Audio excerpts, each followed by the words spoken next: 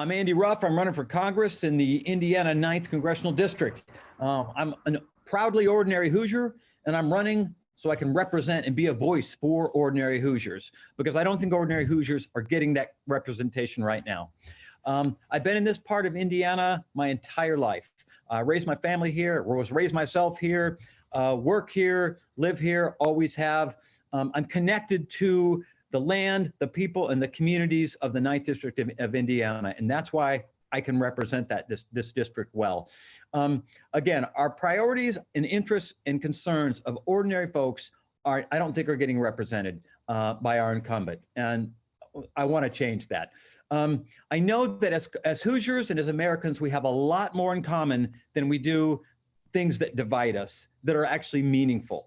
Those differences are being exaggerated and inflated deliberately by those who are in economic and political power right now, because it serves the status quo well for ordinary folks not to come together in a critical mass to get back the power of our government and our economy back to us.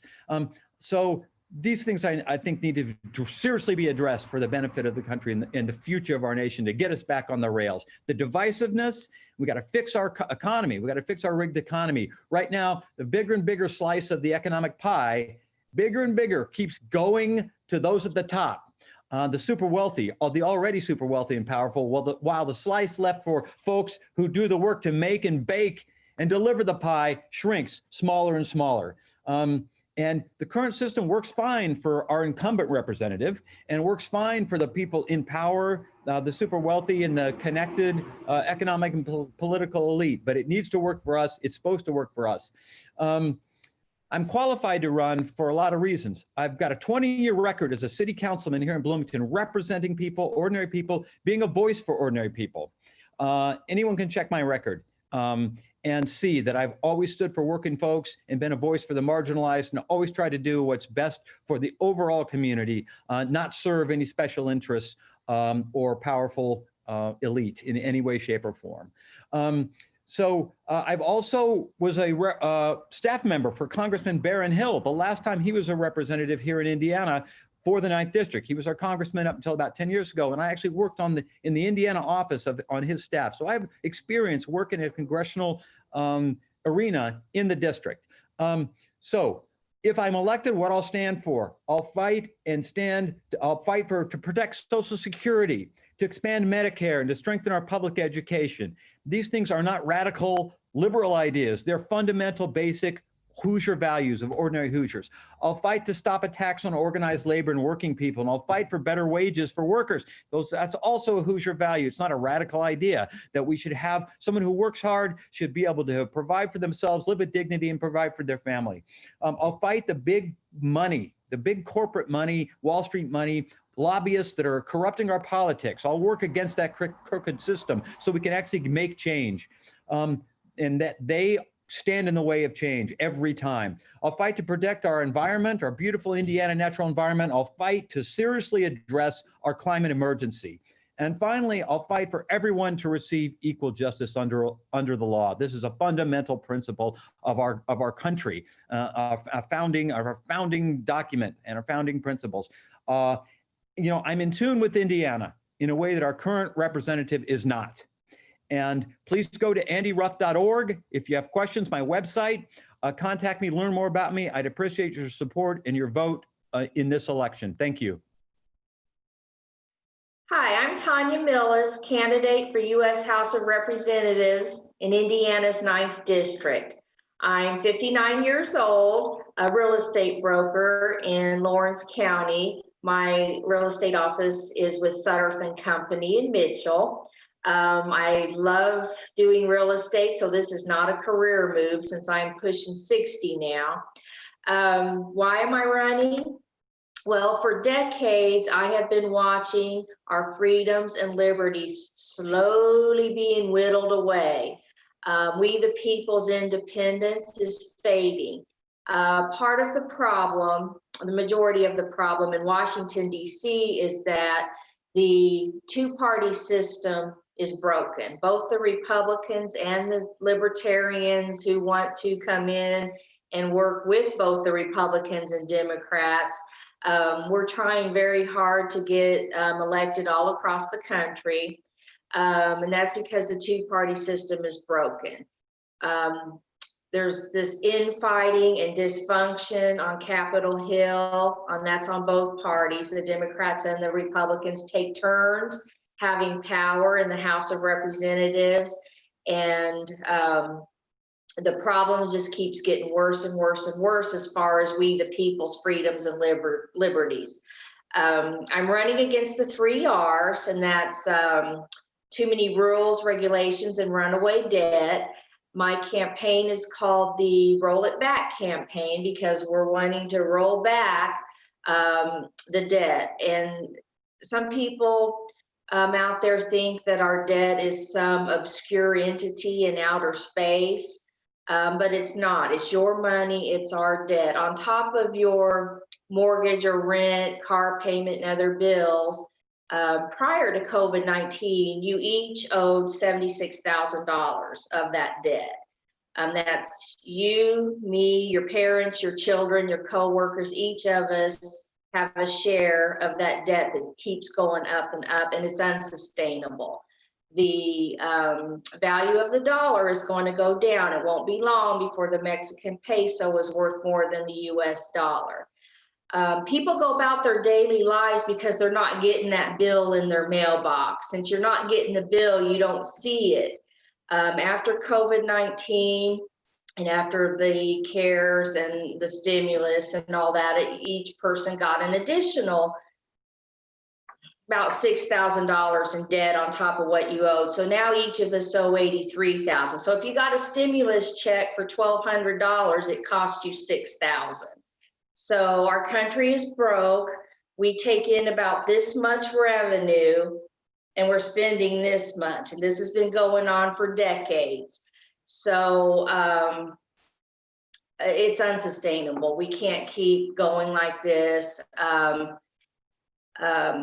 The libertarians and independents all across the country are trying to do something about it, but we can't do anything about it until you vote us in office. So it can be done. There's 435 members in the House of Representatives. Each party has to have a minimum of 218 to have the majority. What if neither one had 218? They only had 215 or 210 because there was enough libertarians and independents that got voted in. And it would only take like 15 or 20 of us. So I intend to be part of that group of like-minded people that we're going to go in there and put the brakes on, roll it back. So stand with me. When you go vote, after you vote for president, you'll see U.S. House of Representatives take a stand and vote Tanya Millis. Because I know most of you, just like me and everybody I talk to, we're fed up. Congress is a mess and we're tired of it. So I appreciate your support. Please go to tanyaforcongress.com. That's my website, tanyaforcongress.com. And there's also a link to my Facebook there. Thank you, and I appreciate your support.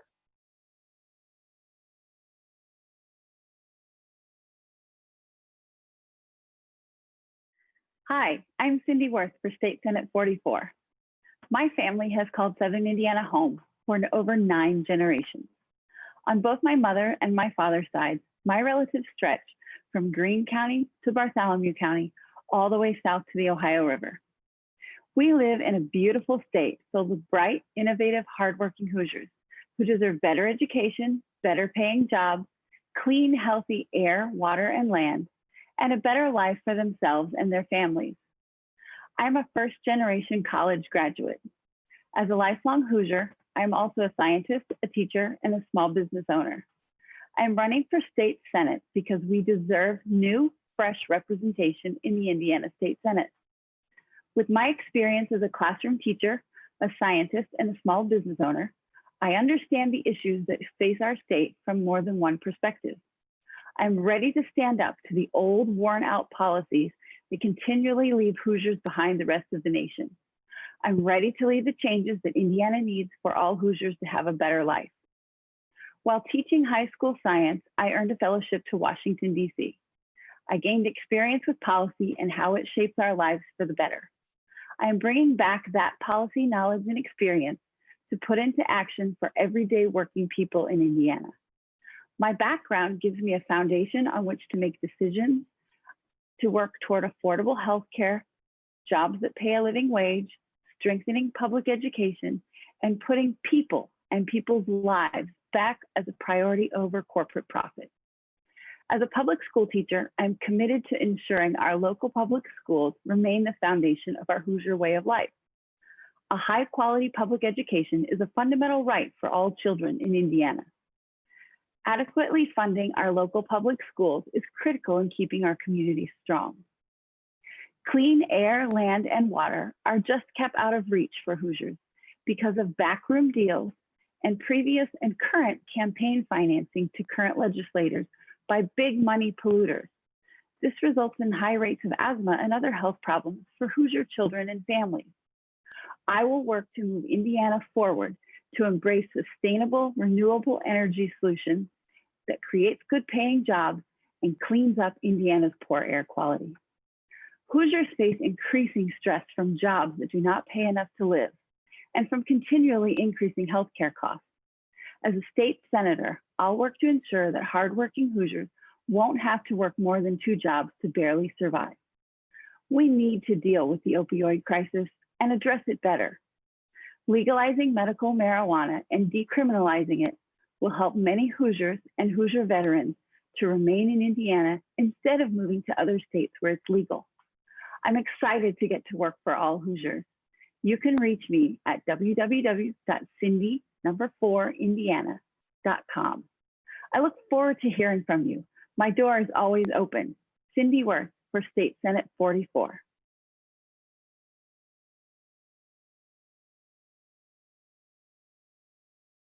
Hello, my name is Tiffany Grant, and I am running for Indiana House District 60, which encompasses a large eastern section of Morgan County and the eastern edges of Monroe County. I am running for House District 60 because I would like to be an advocate for all Hoosiers. I want to be able to provide equitable resources so that every person in Indiana can not just survive, but they can thrive in the environment that we have provided.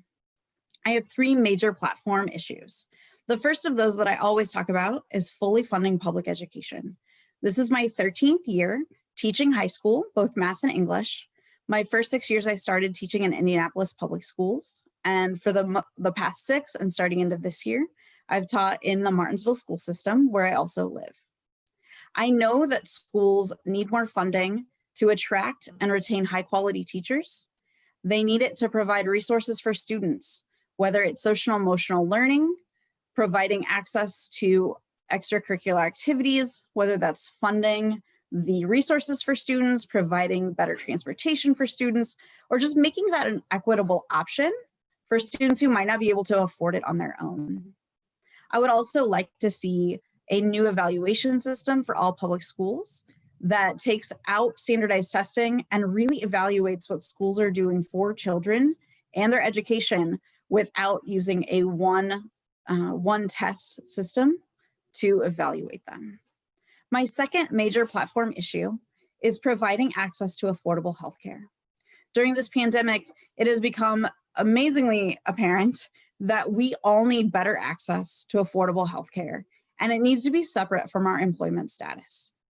We need to have better access to mental health care, as well as making sure that all healthcare is available in the more rural regions of the state. I know that in my district, there are a number of people who live in pieces of Morgan and Monroe County who have to travel quite a distance to get healthcare. And if transportation is part of their struggle, then they have to rely on forms of transportation that also cost money, whether it's an ambulance or trying to Uber to healthcare. They're incurring extra costs that should not be needed. My third major platform issue is building a job market of living wage job opportunities. And this actually becomes the foundation for all of the change I think that needs to happen in Indiana. If we provide living wage jobs to people in Indiana, we're going to see less stressed out Hoosiers. We're going to see families that can provide for their children and themselves without working 2 to 3 jobs each. We will see those families then better be able to take care of each other. They can maybe focus on education a little more for their children, or be able to provide more of a structured home life when they have secure housing, a secure food source, when they have that healthcare option, and we're not dealing with kiddos who have to go to school not feeling well, or just maybe they can't see, or they have teeth problems. They're going to be ready to access that education, and their parents are going to be able to support them in those endeavors if they're not constantly working just to make ends meet.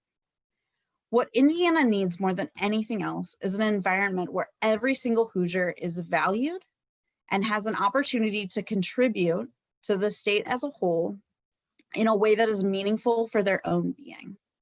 We need to find a way for Hoosiers to not just survive in Indiana, but to truly thrive. That is why I'm running for District 60.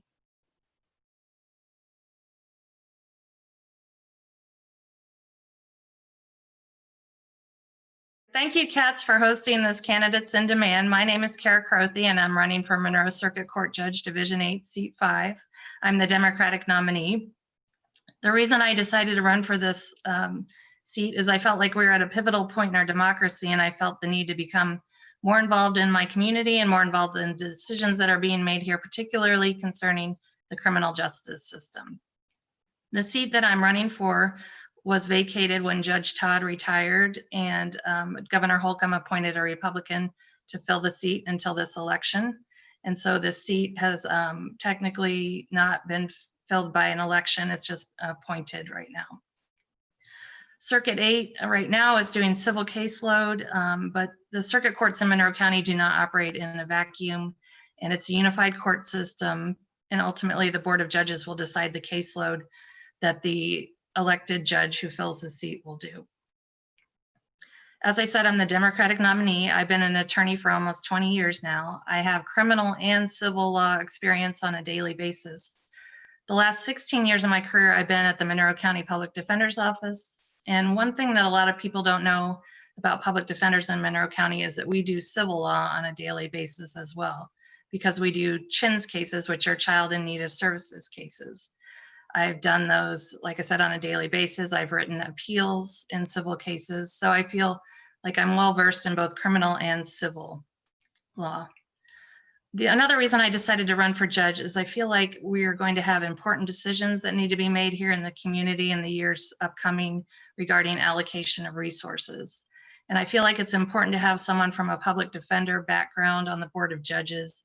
I also have extensive experience with the problem-solving courts. I've been a team member for drug treatment court, veterans court, and reentry court. I also support the pretrial release program, which eliminates the need for monetary bond for people who are accused of crimes. I can tell you for sure that after 16 years at the Public Defender's Office, this system is not working well for many of my clients, and it's not working well for many victims of crime. Monroe County has always been very progressive, and it's important to have someone with my background on the Board of Judges to keep progressive programs like we have now, problem-solving courts and pretrial release. And we also need to find solutions to problems in the years to come to make the court system more equal for all. Just a little bit about my background. I grew up here in Monroe County. Before I went to law school, I worked at the Monroe County Clerk's office. I was also a court reporter. So I understand that the court staff does the heavy lifting for judges. And I think it's important to treat everyone with respect. I have a reputation for being honest, fair, and treating people well. My experience makes me the best candidate for this position, and I ask that you vote for me on or before November 3rd. If you'd like to contact our campaign, you can reach out through our website, which is karacrothyforjudge.com, or karacrothyforjudge@gmail.com. Thank you very much for your time. Hi, I'm Judith Bankert, the current sitting judge of Circuit Court 8, Seat 5, the very seat I seek to retain in this election.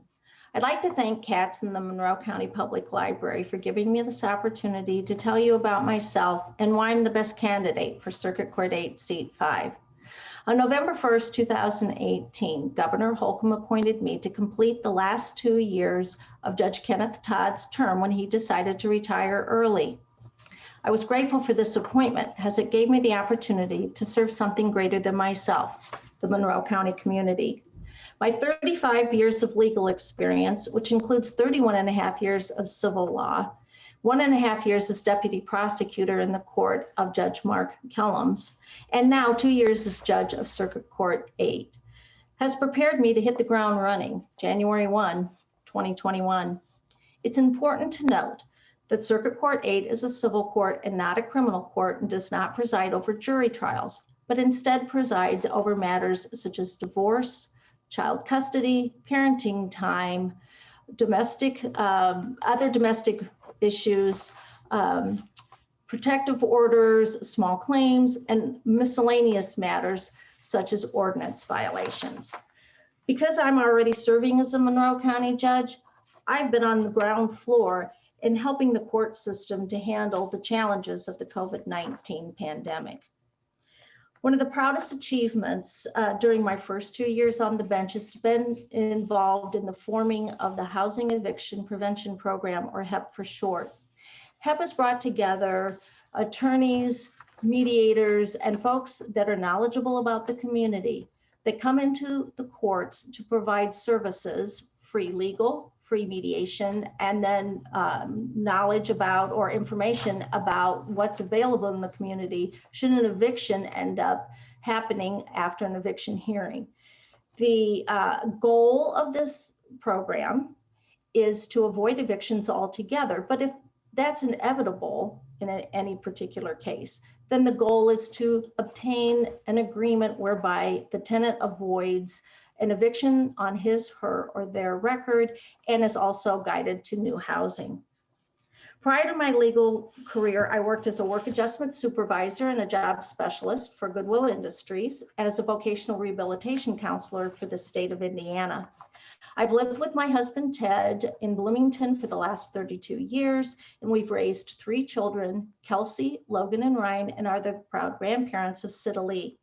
I've served on the Monroe County chapter of the American Red Cross, the St. Charles Board of Education, driven for Meals on Wheels, and also volunteered for various organizations and sporting teams my kids were involved in.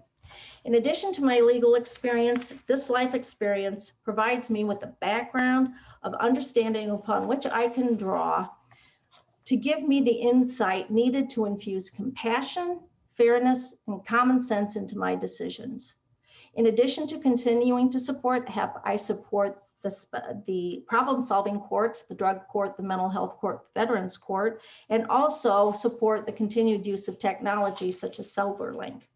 Finally, my judicial philosophy is to treat every person who enters my courtroom fairly, with respect, integrity, and honesty.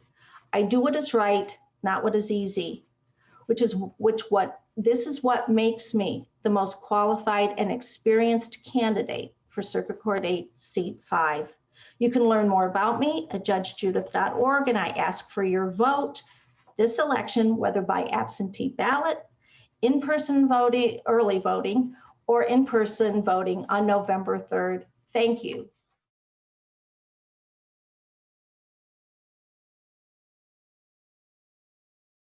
Hello, my name is Jeff Bradley, and I'm running for Monroe County Circuit Court Judge, seat number 9. I want to thank Katz for this opportunity to share some information about myself and my campaign. I also want to thank you, the viewer, for taking the time to learn more about me.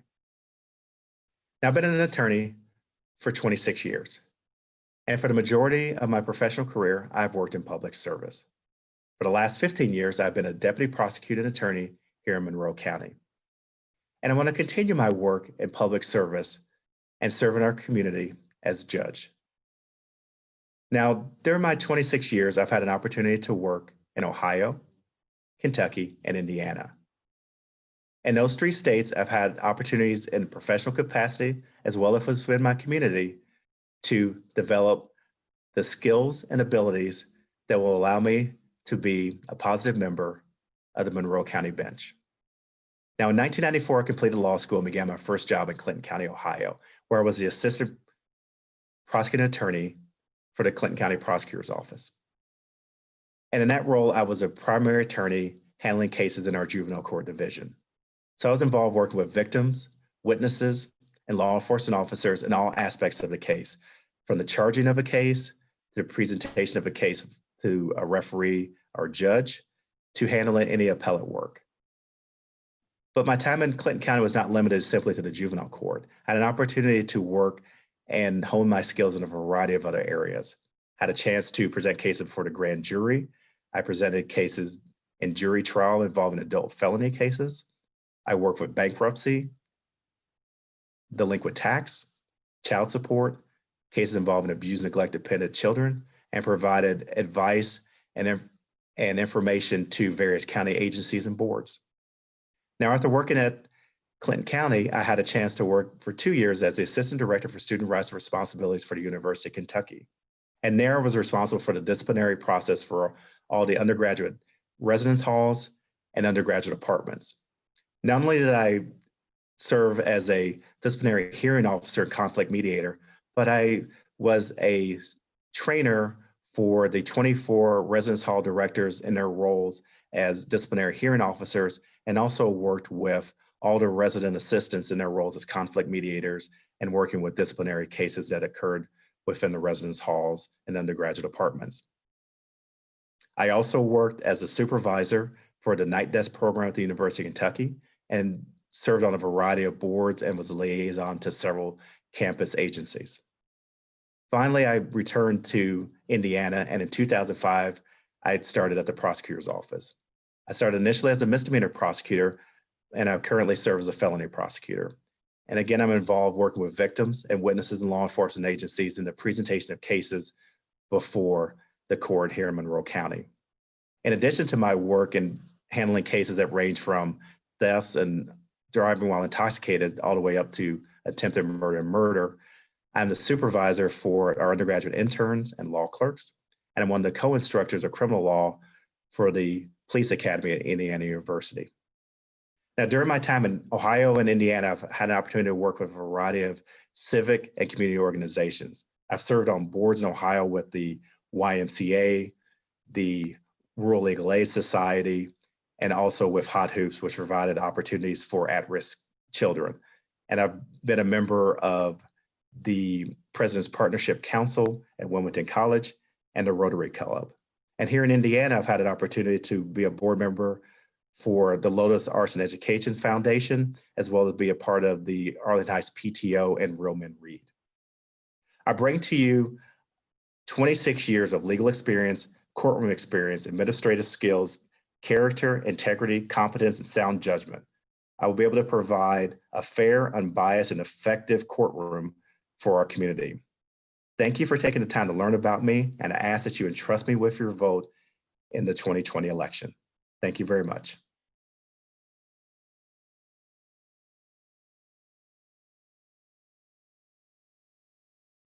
Hello, my name is Jessica McClellan. I'm running for Monroe County Treasurer. I live in Bloomington. I moved here in 1996 to go to IU.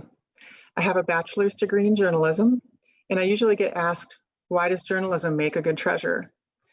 Well, journalists ask a lot of questions. We research every problem. I try to see all sides of an issue, and I try to make the best decision given all the information available. In 2011, I got a job working for the commissioners. I didn't know anything about local or county government before this. I learned all the different ways that county government affects local life. I found something that I loved, and I decided I wanted to make this my career. I worked in the commissioner's office for 3 years, and then I moved to the assessor's office. I became a level 2 assessor appraiser, a certification that I still have and keep with continuing education. I learned about market value and assessed value and mass appraisal versus individual appraisals.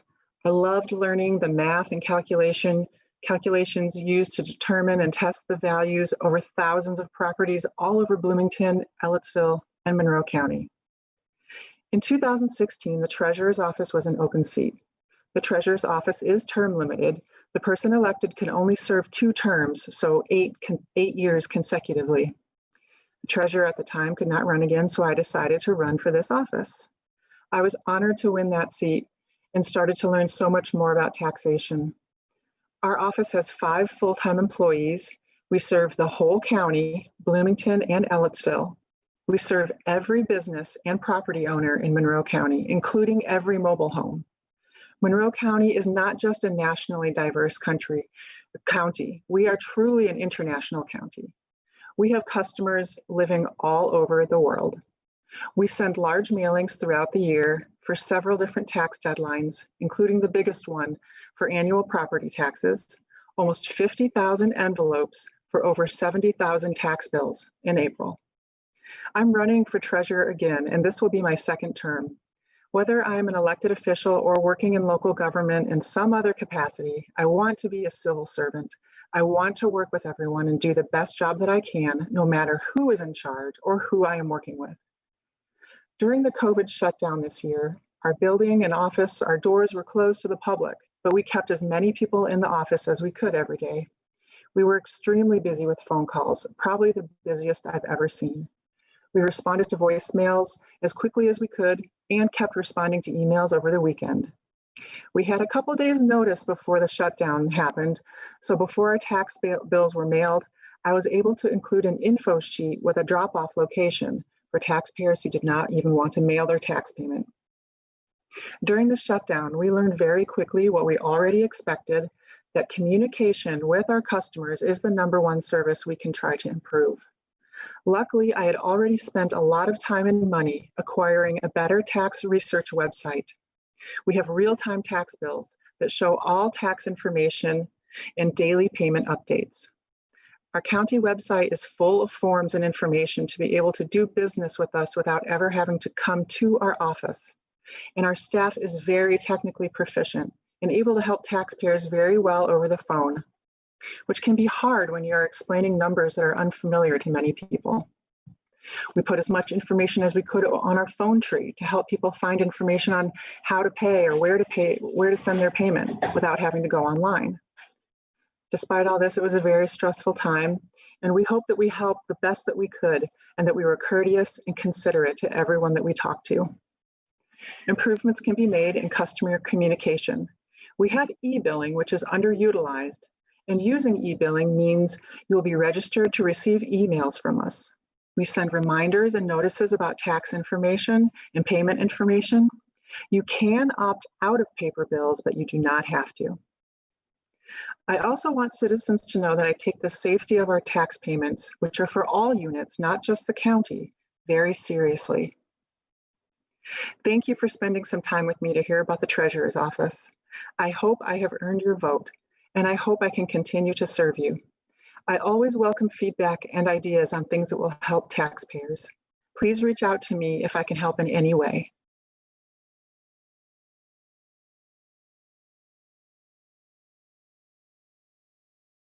Hi, I'm Julie Thomas, and it has been an honor and a pleasure to serve the community as Monroe County Commissioner since 2013. Before that, I served as a county councilor since 2009. The pandemic has altered the lives of every single resident of Monroe County, presenting challenges to our health and our local economy. Our priority right now is to help our community grapple with COVID-19. The Board of Commissioners has been actively involved in providing a timely response to the pandemic. We meet regularly with community members, health department, emergency management, IU, the city, and IU Bloomington Hospital. We've worked with our legal and human resources staff to create our continuity of operations plan to protect county employees and the public. In addition, Monroe County has been a leader in providing economic relief for our area businesses and social service agencies. We provided direct funding to United Way and the food banks in the first weeks of the pandemic. Nearly $400,000 has been provided in food and beverage fund grants, not loans, to county businesses and social service organizations. And CARES funding is still available for any business or social service organization in the county through November 30th. If you want to apply, go to co.monroe.in.us. I'll also note that we've arranged with the County Council to provide township assistance for area residents to ensure that they don't suffer the loss of their home or utility disconnections. If you need help, contact your township trustee.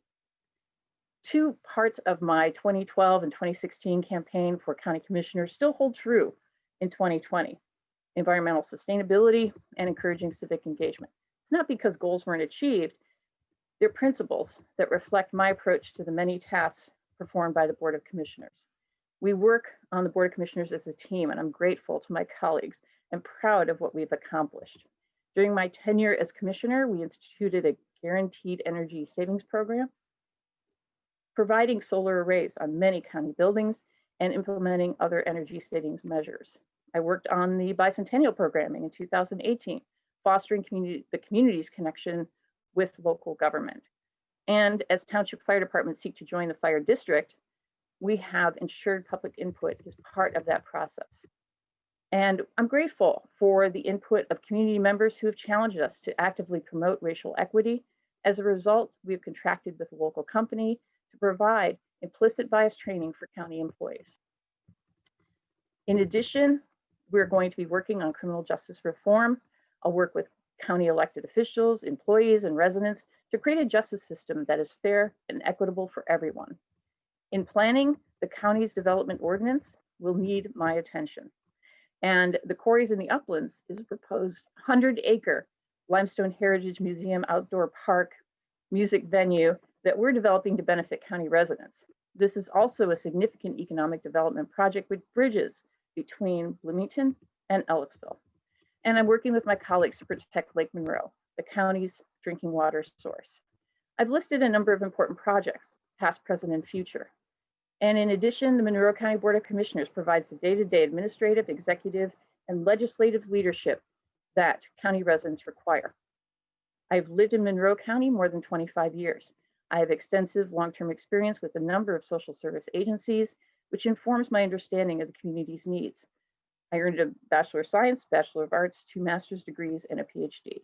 In addition, I teach history in the college classroom, serving as adjunct faculty at both Franklin College and Southern New Hampshire University. I enjoy the role of public servant, and I hope to continue to serve the residents of Monroe County. I have been endorsed by the Democratic Women's Caucus, the Stonewall Democrats, the Southern Indiana Area Labor Federation, AFL-CIO, and I'm proud to be supported by the Monroe County Black Democratic Caucus. You could find me at facebook.com/Commissioner Thomas or email me at drjuliethomas@gmail.com. I would appreciate your support and your vote on or before November 3rd. Thank you. Hi, my name is Randy Paul, and I'm running for County Commissioner District 2. Last year in August, I resigned from the Democratic Party after almost 35 years of volunteer work with them and organized the Green Party. Primarily, I felt that the Democrats weren't focused enough on the risks of climate change and particularly racial justice. And I felt, in looking at the Green Party, they were best poised and most committed and been doing it the longest period of time. And I did it in part because I really feel that the Democrats have been in control in Monroe County and Bloomington for decades. And I don't think any party, one party in control is necessarily a good idea. And I think it leads to lack of accountability. And there's just too much power in too few hands. And I think the most recent example of that is the county commissioners proposing a 70% pay increase. I think that is a true break with the public as far as trust. I think to ask for that kind of pay raise during a pandemic when people are suffering so much, I think it's just wrong. If I'd been a commissioner at the time, I would have done anything I could have to stop that proposal from going to the council. The council has, in the interim, adjusted it down to a 25% increase, which is better, but not much. I'm open for people to disagree. I'm so against that pay increase that if I do become commissioner, I won't take it. And I don't know how to do that right now, whether I can just not take it or I have to donate it, but I am not going to take a hefty pay raise while people are suffering during the pandemic. I think that I have a proven track record of getting things done. When I was a trustee at the Monroe County Library, I passed a living wage proposal in our budget that passed. So everybody in the library back in the 1990s was adjusted for a living wage. No one else in the county or city has done that. I also helped organize a union at Monroe County Library when I was trustee, and also a union when I was at Bloomington Transit. So I think as a volunteer, I've shown that I've got the commitment and the ability to get things done. I do think that what I'm asking people to consider is that not every position in county government, except for one, is controlled by a Democrat. Give the Green Party a chance. I think if you had one more person on the commissioners that wasn't a Democrat, that could speak truth to power, that would stand up for people who I don't think are represented, I think that government as a whole would be much better. You know, I'm not running against the Democrats and I'm not running against my opponent. I am running for better government. The only challenge that I think we have remaining is that I'm going to be a write-in candidate. Because of the pandemic, we couldn't go out and get petitions and signatures to put me on the ballot. So when you go to vote, you're not going to see my name. You're going to see write-in, and you're going to have to remember to write my name in. If you need to contact me, you can go to my Facebook page, Randy G. Paul. You can call me anytime at area code 812-219-6965. And my email is helpkidsreadmore@yahoo.com. I'd appreciate your support. Thank you.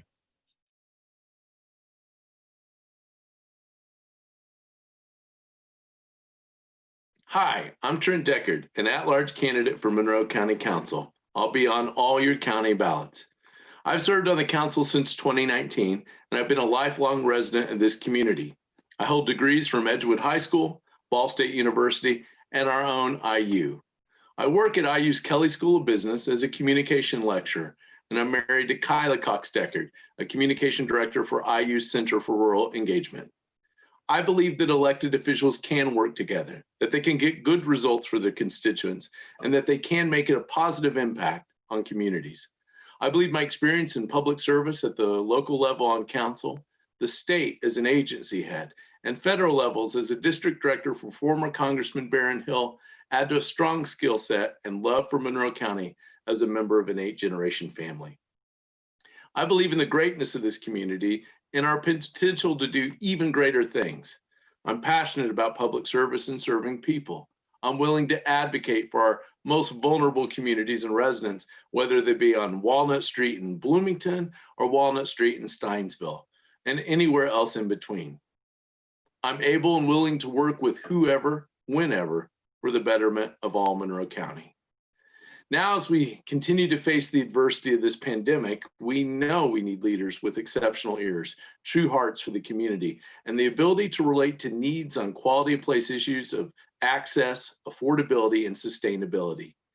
The COVID-19 crisis is causing great strain on community members, our workplaces, our not-for-profits, our schools, and health systems.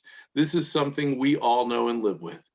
The county has taken great steps to support those institutions, but I believe long after this election, we will be called to do more in service to our fellow neighbors. We must absolutely survive this pandemic. My top priority is to see that the county maintains services for county residents, preserves health, and thrives beyond the crisis, just as we have done each crisis in the past. For many in this community, I know that the price of housing, the burden of finding and affording childcare, the rigors of getting and keeping healthcare, all combine with food and job insecurity to create barriers that can seem insurmountable. Our residents also deserve the finest employment that we can attract, which provides a quality of life that every one of us should expect when we go to work. In addressing accessibility for all, every resident should be able to find representation in a government that looks like them, lives like them, loves like them, and responds to them and for them, regardless of their race, faith, sexual orientation, gender identity, income, or background. I start each day with a positive approach to public service, and I'm aware of the voices and audience members around me, whether I'm volunteering at Shalom, listening to a veteran at the American Legion, or talking to a student in my diverse IU classrooms. The community we love has many different faces that make us stronger and better, but we can do better for all of them. I believe this firmly, and it's something my wife Kyla and I talk to our daughters about every chance we get. I'm running as our friend Trent because I think our politics can be different. If you agree or you want to learn more about my campaign, visit www.trentdeckard.com or visit Trent Deckard for Monroe County Council at large on Facebook. More than anything, vote. Whether you vote for me or you vote for someone else, it's vital that you're involved in our process. It's too important to pass up. Thank you. My name is Jeff McKim, and I'm running for re-election to the Monroe County Council. I first want to thank CATS for giving candidates this opportunity to speak directly to voters. CATS plays a vital role in making local government accessible to the community, and I'm proud to have CATS as a partner with Monroe County government in making county public meetings accessible on TV and on the web. I've been serving county residents on the council since 2009, and I'm proud of our accomplishments. We've invested in roads and infrastructure. We've invested in public safety. We've invested in quality of life like parks and trails. We have a greatly expanded services for youth and families, and we passed fiscally responsible, balanced budgets that put us in a good position for the future. But there's still a lot to do, and that's why I'm choosing to run again. I wanted to spend a couple of minutes talking about a few of my priorities. My top priority is to help get Monroe County government and our residents and businesses through this pandemic economy. The county's been working tirelessly since the pandemic hit. We've distributed our collection of food and beverage tax to throw a lifesaver to local businesses in the tourism industry. We've granted money to support United Way, the food banks and local food pantries, and to the township trustees to help with evictions and utility shutoffs. We're in the process of rolling out a new online permitting system that will allow residents to do a lot more business with the county remotely. And we're working on funding some new capabilities in the health department that will help keep us ahead of not only COVID-19, but in the next disease outbreak. And of course, the county council's primary job is to manage the county's budget. Over the past decade, we've worked hard to pass responsible budgets and have built up robust reserves. And these reserves are going to be absolutely essential in getting us through the next couple of years of diminished revenue without cutting back on services for residents or laying off employees. Another priority of mine is increasing our stock of affordable and workforce housing. The unavailability of affordable housing has both become a serious equity issue when lower income people can't even afford to live here, and a challenge to future economic growth. Companies want to know that if their employees can afford to live in the communities where they're located. Of course, the county council doesn't get to decide how much housing costs, but we can work to increase the supply of housing, which is the only sustainable way to make it more affordable. I serve on the Plan Commission, and we're working on a major zoning code reform that will allow property owners more flexibility in how to use their land. I support expedited administrative procedures and incentives for the development of affordable housing. I'd like to see us use new tools like the residential TIF to put in infrastructure like sewer, without which we can't build the amount of housing we need in an environmentally sustainable way. I support working with the commissioners and the Affordable Housing Commission in creating a county housing program to protect tenants and support additional housing opportunities. And of course, we also need to make sure all of our housing has access to broadband internet, which has become even more critical with so much need to work and learn from home. The last priority I'd like to talk about is reform of our justice system, a justice system that consumes almost 50% of the county's discretionary budget. We have a lot to be proud of here. A local system that prioritizes alternatives to incarceration and extensive youth services that have all but eliminated the need for juvenile detention. However, as a society, we're near a consensus that the justice system overall has gone badly off the rails, that we incarcerate far too many people, that we use the justice system as an alternative to underfunded mental health and addictions treatment, that the justice system often doesn't mean justice for people of color, and that once ensnared in the system, it is nearly impossible to get out. With consideration of the county council's role in determining local funding priorities, I support continuing to fund alternatives to incarceration, continuing Monroe County's pretrial release program to see the end of cash bail, investing in treatment rather than incarceration, including the new Stride Crisis Diversion Center and additional funding for mental health and addictions treatment built around the Stride Center, continuing to reduce the dependence of the justice system on user fees, funding increased mental health and addictions treatment in the Monroe County Correctional Center, including the newly added psychiatric nurse practitioner and a much needed second shift of mental health care, and evaluating, prioritizing, and funding the recommendations of the comprehensive study of the Monroe County Justice System, results of which are expected in the next month or so. There is a lot more we could talk about, but I want to be respectful of your time and attention.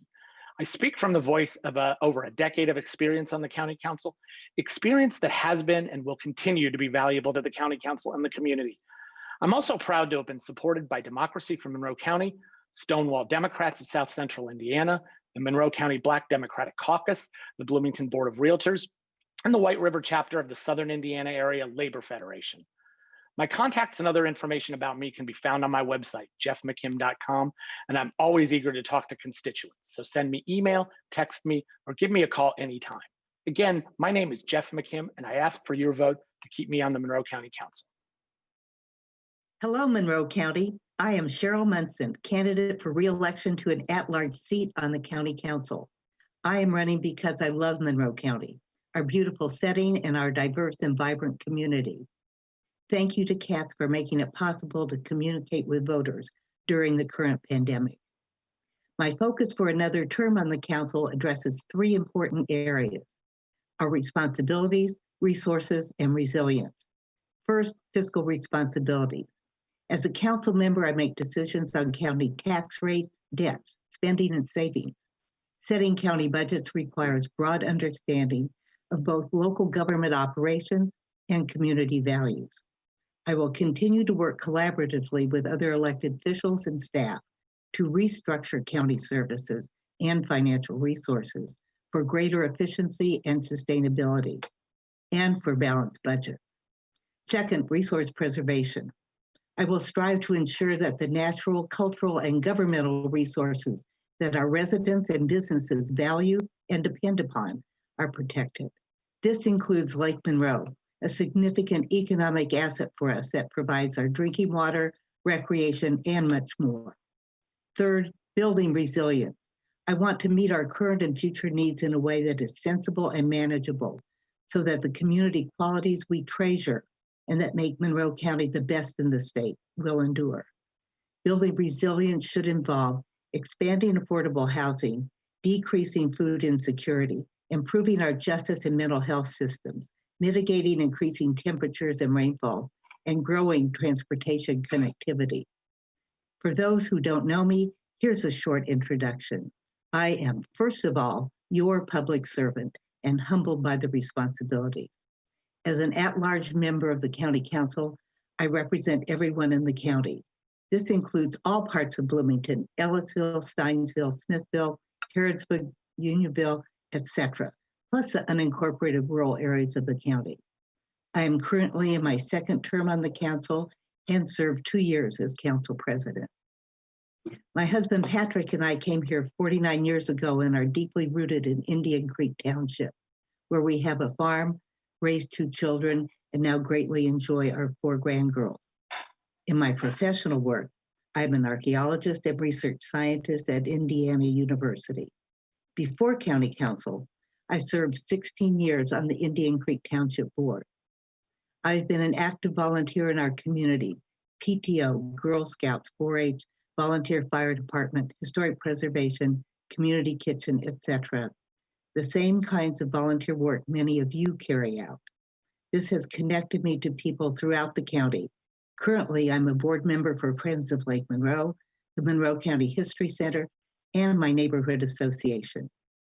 I take great pride in the collaborative accomplishments made during my time on the council.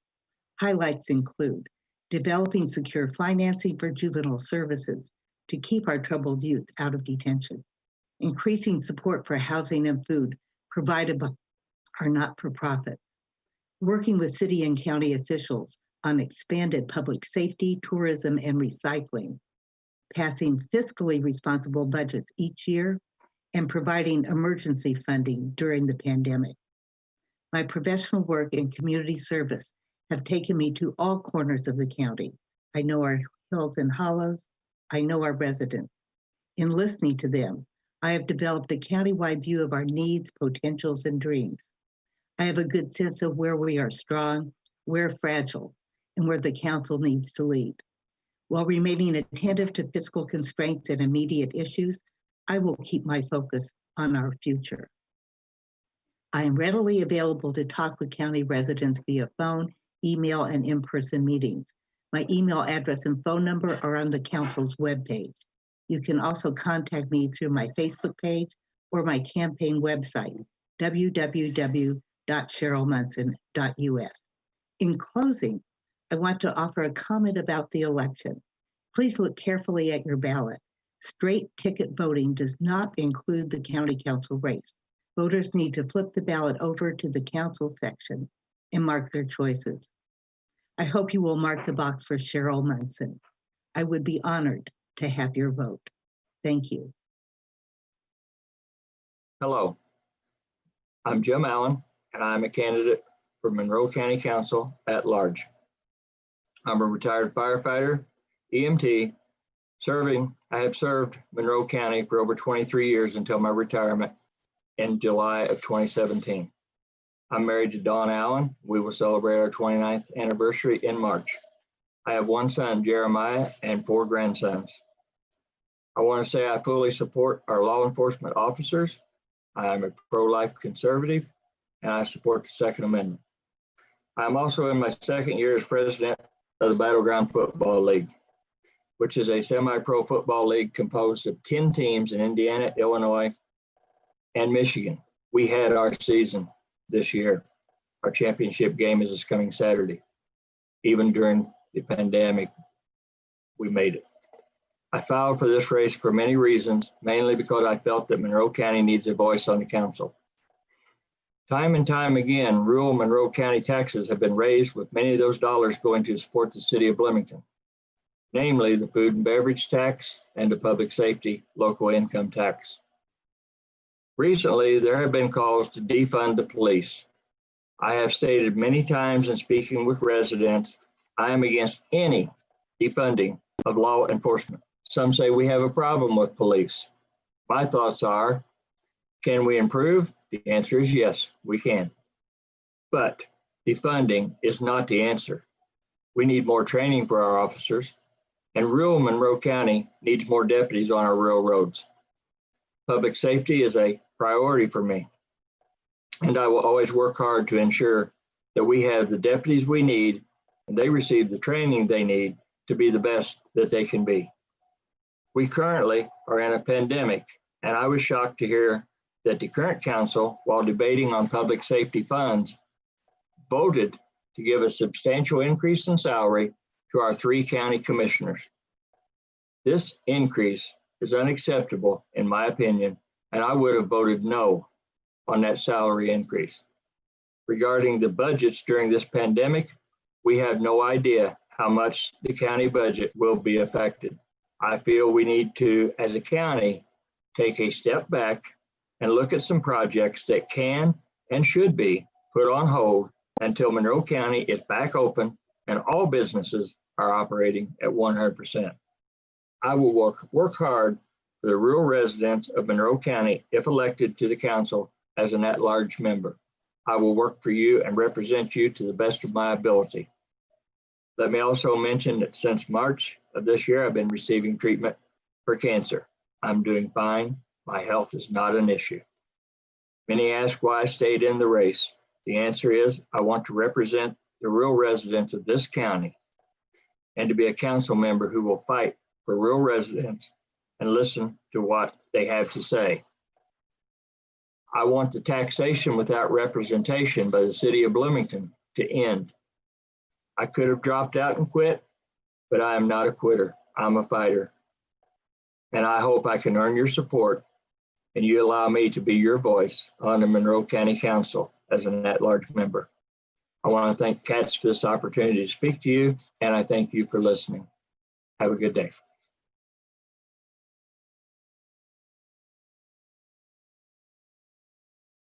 Hi, my name is April Hennessy, and I'm running for MCCSC School Board in District 2.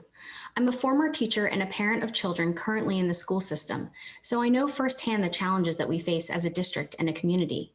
Often, I was a teacher first and a parent second because many of the kids that entered my classroom had needs that far outweighed the needs of my own children. While in the district, I dedicated much of my time to bridging many of those systemic gaps that we still have to fill. I served as a United Students faculty sponsor to provide a safe space for LGBTQIA students to convene. And I worked on diversity, equity, and inclusion committees at both the building and district levels. I bring this experience and intimate knowledge of our students and classrooms to the school board. My vision for MCCSC is shaped by a desire to see equitable policies and practices enacted across our district for all students. This means eliminating the gaps caused by economic and racial inequity and inconsistent accommodations for students who have IEPs and special needs. It means revising our disciplinary procedures that take kids out of classrooms rather than drawing them into community with us and with one another. It means committing to the whole child approach and implementing strong social emotional learning at all K-12 levels. Finally, it means building trust with the community through total transparency and collaboration. At this difficult moment in our collective present, when so much is uncertain, it's more important than ever to elect individuals who are willing to be accountable in measurable ways. I am committed to doing the hard work of listening, of speaking up for those among us who often have no voice, and to persist in carving out the most equitable spaces possible for all of our students, staff, and teachers in the Monroe County Community School Corporation. James Baldwin wrote, "There is never time in the future in which we will work out our salvation. The challenge is in the moment. The time is always now." I'm running in this extraordinarily challenging moment because I believe in the promise of public education. But I recognize that we have so much work to do to ensure that all of our students are afforded the opportunities that they deserve. If you're a registered voter in Monroe County, you can vote for me by flipping the ballot over and selecting April Hennessy for school board. I hope to continue serving this community in the years to come. Thank you. Thank you to Katz and the Monroe County Public Library for this opportunity to share my vision for MCCSC with the public. My name is Sue Wanzer, and I'm running for re-election to the MCCSC Board of School Trustees District 2 seat. And I would like to tell you why. 2 years ago, I would have said I wouldn't run for another term, but events that have occurred over the past number of months caused me to do some soul searching regarding where I could be most useful and where my experience and knowledge could continue to be of service. Of course, these events include the impending transition to a new superintendent next summer, the COVID crisis, and looming state budget cuts. Efforts related to these concerns, as well as others, are all things that I believe I can offer insight and leadership to help manage. I can do this because of my past experience working with issues such as past drastic state budget cuts, superintendent transitions, and my depth of understanding of the role of the school board in the oversight of the school corporation. With the majority of the board currently having served less than one term, we need the experience and knowledge I can offer to help with these critical challenges, particularly in the planning for and transition to a new superintendent. In addition to experience, I also have the energy and passion to build on my tenure of supporting and fighting for not just MCCSC, but all public education. And I believe that our primary purpose as a board is to support public education. Supporting charters through funding or personal choices seems to me to be a conflict of interest. I pledge to you that I will maintain my steadfast support of MCCSC and public education without such conflict of interest. I have proven I have the learned skills to get things done. It's more than slogans, logos, and platitudes that are all part of any campaign. But my record shows that I've been able to accomplish some significant changes. Let me highlight some of those for you. I helped lead policy changes to end the practice called lunch shaming by allowing each student to have a hot lunch, whether they can pay or not. A number of years ago, after meeting with the Commission on the Status of Black Males, I initiated a change in discipline policy that was affecting our African American students unfairly. I helped lead a years-long struggle to remove the IDOE A banners posted on buildings receiving an A grade based solely on I-STEP scores, which we know measure little more than a family's resources, and which serve to unfairly highlight those schools without an A, even though they too are successful and achieving. I proposed resolutions opposing ICE on school property and another to support DACA because we need to make our schools a safe place for all students to learn. Prior to the passage of marriage equality, I proposed a successful policy change for domestic partnership benefits for any staff member. And speaking of employee benefits, I also sought and achieved an equalization of healthcare employment contributions so that those with the lowest salary weren't paying the most for their employee-provided healthcare. So you see, experience matters. I know how to create important progressive change. I have demonstrated this. And I will continue to support all of our kids, teachers, and families if given the opportunity to serve again. Don't forget that when you vote, you must vote individually for school board seats because a straight ticket won't elect the school board. You may vote for one candidate in each district, and you need to go to the end of the ballot for school board, where I ask that you vote for me, Sue Wanzer. Thanks so much.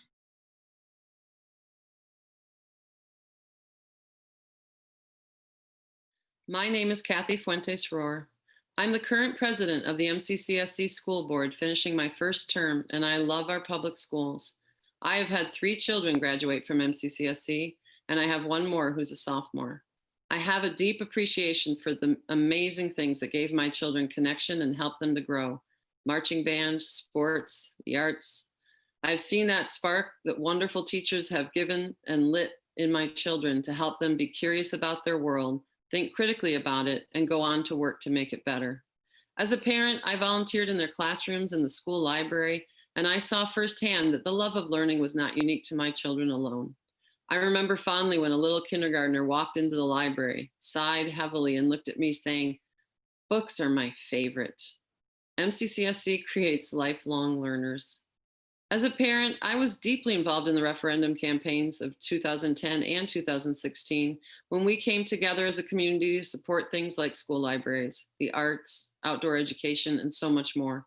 We are so fortunate to have a community that supports our public schools when so many others across our state are struggling to provide these same experiences and resources. I'm currently the president of the Indiana Coalition for Public Education, an advocacy group for public education. For the past decade, I have testified at the State House, spoken at rallies, written countless letters, and advocated for public education as a whole.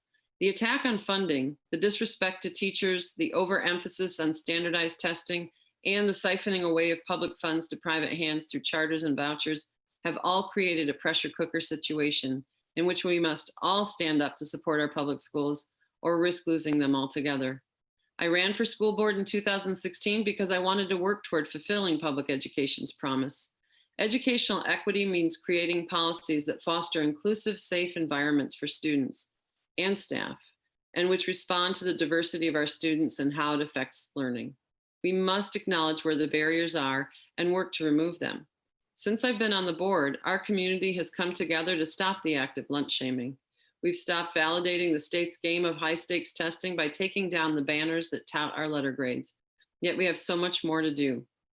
I'm running for re-election because we need board members who understand their role and have the knowledge and experience to lead. The ongoing pandemic has created a storm for our community, and we need leaders who will be calm and reasoned in its midst.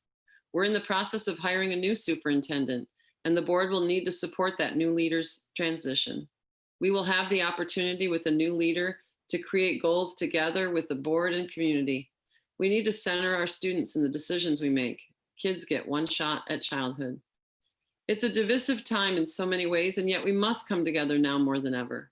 We must always be building a big tent that is welcoming and inclusive because public schools are for all of us. I hope that I will have your vote in November, and that when you go to the ballot box, you will keep our public schools, the cornerstone of our democracy, and the heart of our communities at the forefront of your mind.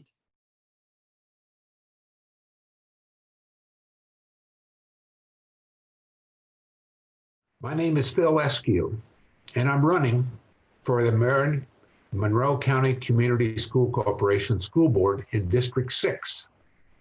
I will provide a little of my background experience and then some of the issues I support within our community. I attended Sullivan High School as the son of a superintendent of public schools. After starting my OBGYN practice in Carmel, Indiana, I was elected 3 times and served 12 years on the Carmel Clay School Board. During that time, we built 4 schools, renovated 3, passed a referendum, fought a public remonstrance when we enlarged the high school, and hired a new superintendent. Beginning in 2006 through 2018, I was elected by the alumni 4 times to serve Indiana University as a trustee. During that time, I chaired the Facilities Committee, where Indiana University, not only with new construction, but also with repair and renovation of amounting to $2 billion. From an educational point, I served as the OBGYN residency director at St. Vincent Hospital. I'm an emeritus professor in the IU School of Medicine, and I continue to serve as a physician mentor for 2 medical students at the Bloomington campus of the IU School of Medicine. From a military standpoint, I just retired as a brigadier general in the Indiana Guard Reserve, where I created the 19th Medical Regiment, which is formed to assist the Indiana National Guard in the event of any type of a natural disaster. I really believe that the role of the school board is to provide a quality education for all students by supporting the superintendent and administration of each of our schools. The board must encourage the hiring of excellent teachers. We need to support them with up-to-date classroom technology and continued education. It is the role of the board to set policy as presented by the administration and to provide a safe and healthy environment for all students and teachers. I really think that the health and safety of all students must be at the top of our priority list. COVID-19 has posed many current challenges to the schools and teachers and their students. The school nurse role has changed its look as well. We need to make sure there are adequate numbers of nurses to meet the needs of the students. As a physician, I see a strong need to pursue measures and programs to assess and manage the mental health concerns of our students and faculty. Safety and security of all our buildings must be maintained. We must continue to collaborate with our local health experts on a regular basis as we continue to deal with the issues related to the pandemic. We must enhance the technology needs of each classroom and of each student so that we can continue to provide e-learning. Students must have the tools to do their job. Teachers should also be provided with ample training and continuing education to be able to provide the best education for our students. And we must work with our local state representatives to obtain adequate financial resources to maintain our facilities. That means repair and renovation, especially in response to our COVID-19 needs. And of course, provide adequate and appropriate teacher salaries and salaries for support staff. I bring experience as a former school board member and educator that will be of benefit to the Bloomington community. I believe strongly experience matters. Thank you. As the daughter of a public high school teacher who helped lead Kentucky through the early years of the Kentucky Education Reform Act, I grew up holding quality public education and innovation in education as my highest values. When making the decision to move my children to Bloomington in 2011, my primary consideration was that I held MCCSC in such high regard. My family left Bloomington in 2016, but after my younger child became the only Black student in her school and my family was left facing the agonizing choice to move to an entirely different city in order to avoid school segregation, we moved back in 2018, seeking the diversity that my children had experienced as MCCSC students. I now have 2 children in the district, one at university and one at North. I was appointed to the Board of Trustees in 2020, and I'm so very pleased and honored to be serving the school district that has served my children so well and so comprehensively. I'm a recovering lawyer who worked in antitrust litigation, a former broadcast journalist who worked in television, an arts educator and a creative writing professor for the past 15 years, and a novelist about to sell her 3rd book. I'm an international researcher whose area is Morocco, but mostly what I am and what I have been for the last 16 years is a mom. Like so many parents, I habitually ask my children when they return home from school in the afternoon, one primary question: how was your day? As a trustee, my guiding principle is that while no child is going to have a great day every day, we on the board should be working to ensure that every child is able to answer more days than not that yes, they had a good day. It's my guiding principle on every matter. Are IEPs and 504s being properly implemented? If so, we're helping our students have a good day. Are our bus routes running efficiently and equitably? If so, they had a good morning, a good afternoon. Did they have a good time in specials like visual arts and music? If so, they've had a very good day. And I'm a big believer in nurturing and protecting all arts education. Are there stark racial disparities in disciplinary statistics? Then a large number of our Black students are currently not able to come home and say they had a good day. These are but a few examples, but I'm always working with the well-being of our students in mind. It's that simple. My children have long been my top priority, and as a board trustee, all MCCSC children are my priority. In the past 6 months, I have learned much about what the district does well, and I've learned much about challenges that MCCSC faces. I've listened hard with an ear and an eye towards advocating for my constituents, and I hope to earn your vote on November 3rd. Thank you.